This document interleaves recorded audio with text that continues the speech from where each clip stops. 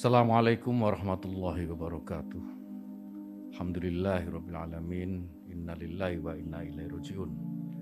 Bapak Ibu sekalian, ketika pertama kali saya mendapatkan berita bahwa saya harus menerima amanah sebagai salah satu pembantu Bapak Presiden dan Wakil Presiden di kabinet ini sebagai Menteri Agama, tentu yang saya rasakan adalah kaget. Karena dalam mimpi yang paling liar saya tidak pernah membayangkan menjadi Menteri Agama. Tetapi apapun tugas amanah yang sudah diberikan ini, saya sudah bertekad untuk mewakafkan seluruh hidup dan apa yang saya miliki untuk bangsa negara.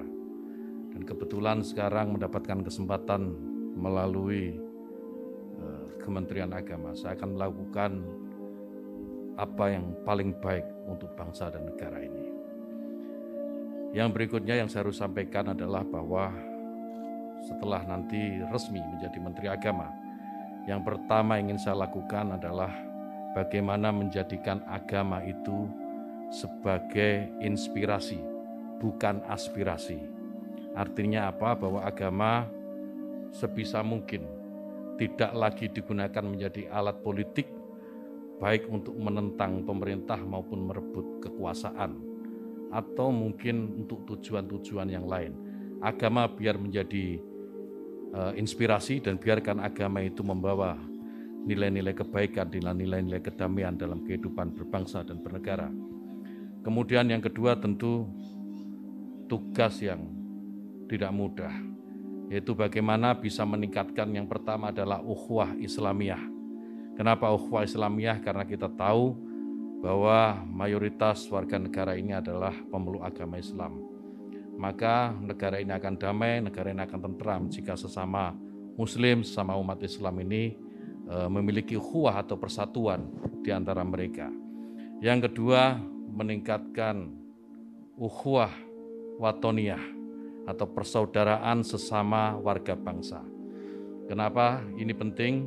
Karena kita tahu bahwa Indonesia ini merdeka, Indonesia ini lepas dari jajahan kolonial, itu karena perjuangan oleh semua agama, bukan hanya Islam. Umat Muslim, kaum Kristiani, Hindu, Buddha, Konghucu, dan semua agama yang ada di Indonesia pada waktu pergolakan kemerdekaan mereka terlibat.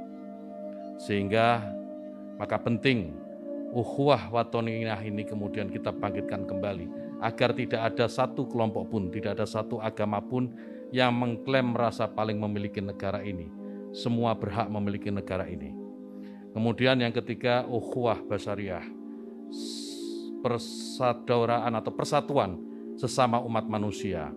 Saya sering mengutip dalam beberapa kesempatan apa yang disampaikan sahabat Nabi, sahabat Ali karamallahu wajhah, bahwa mereka yang tidak saudara dalam iman adalah saudara dalam kemanusiaan. Ini saya kira penting untuk menjadi kesadaran bagi seluruh warga bangsa ini. Jika ini dilakukan, maka saya meyakini ke depan Indonesia dengan jauh lebih tentram, dan pembangunan yang tadi sudah disampaikan oleh beberapa calon menteri tadi itu akan lebih mudah untuk diwujudkan. Kemudian yang ketiga yang tidak kalah penting adalah bagaimana bisa memajukan pendidikan agama di lingkungan Kementerian Agama. Pendidikan agama apapun, termasuk tentu di dalamnya adalah pondok pesantren. Bagaimana pondok pesantren bisa didorong mandiri dan pada akhirnya akan melahirkan kader-kader terbaik bangsa, kader-kader terbaik yang bisa memberikan sumbangsih terbaiknya untuk bangsa dan negara. Saya kira demikian. Yang terakhir, mohon doa restu Bapak Ibu sekalian dan seluruh rakyat Indonesia agar amanah ini bisa saya laksanakan dengan sebaik-baiknya, istiqomah dalam kebaikan dan tentu saja membawa kemajuan bagi bangsa dan negara. Wallahul muwaffiq ila aqwamit thoriq. Wassalamualaikum warahmatullahi wabarakatuh. Terima kasih Pak Gus Yakut. Berikutnya Pak Sakti Wahyu.